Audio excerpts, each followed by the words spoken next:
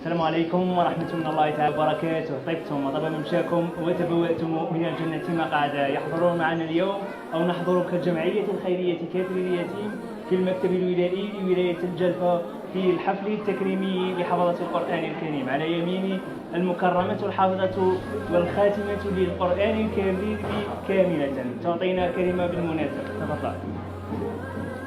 نشكر جميع طاقم الجمعية كافل اليتيم بإشراف الأستاذ سفيان حبان. شكرا جزيلا لك. أستاذ عبد الله يعطينا كلمة بمناسبة ختم هاتين الوردتين وإلباس والديهما تاج الوقار. إذا بسم الله الرحمن الرحيم والصلاة والسلام على رسول الله. الكلمات تخون في هذه المجالس وهذه المواقف، أكيد الكلمات تخون. القرآن الكريم كلام الله عز وجل، القرآن الكريم وكما قلنا وهو أجمل حلية يمكن للمرء أن يتحلى بها وأن يتجمل بها. فهاتين أقول البرعومتين، لا أقول برعومتين، أقول العالمتين. نعم أقول العالمتين لأن كنا من حمد الله عز وجل ملكتين أميرتين أكرمكمن الله بحفظ كتابه عز وجل، وأنتم بحفظكم هذا قد أكرمتم من؟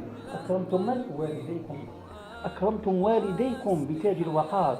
تخيلوا هذا المشهد العظيم يوم البعث يوم المحشر، الجميع ترى أناسا يتمشون يحشرون بتيجان فوق رؤوسهم. لما هذه التيجان؟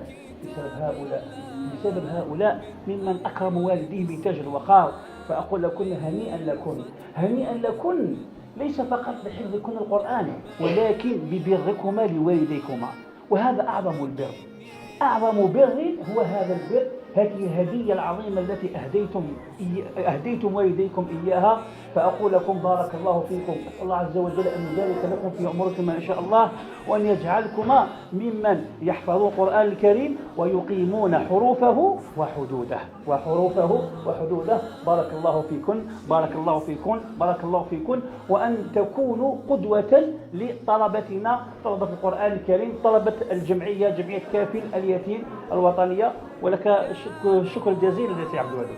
شكرا جزيلا لك. أما الآن فالأستاذ رابح عرباوي يعطينا كلمة، رئيس الجمعية الخيرية كافل اليتيم الوطنية بالمناسبة. يلا تفضل.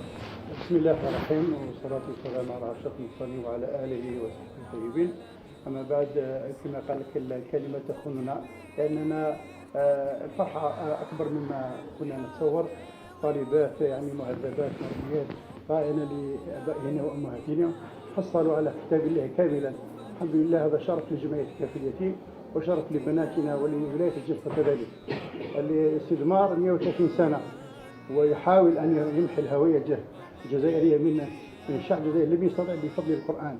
القرآن هو الذي حافظ على هوية الأمة الجزائرية وإسلامها ودينها. نحن نفتخر بأن أمة القرآن وسنبقى بالقرآن ونعيش بالقرآن ونموت بالقرآن إن شاء الله. كذلك بنتنا الكريمة ممكن تدي كلمة النجاح الكبير الذي حققوه في زوج، إن شاء الله لنا كلمة تربوا بها في الذاكرة تاع الجمعية. بسم الله والصلاة والسلام على رسول الله. أنا طالبة داودي شيماء حافظة لكتاب الله. نشكر طاقم الجمعية والشيخ حبان سفيان وأستاذتي عيساوي سمية. نشكر أخي الكريم داودي قويدر وعمي الكريم داودي مصطفى. ونحن في الأخير ما عسانا إلا أن نقول أن الجمعية الخيرية كافل اليتيم الوطنية معا لرسم البسمة ومسح الدم. بأمان الرحمن، سلام.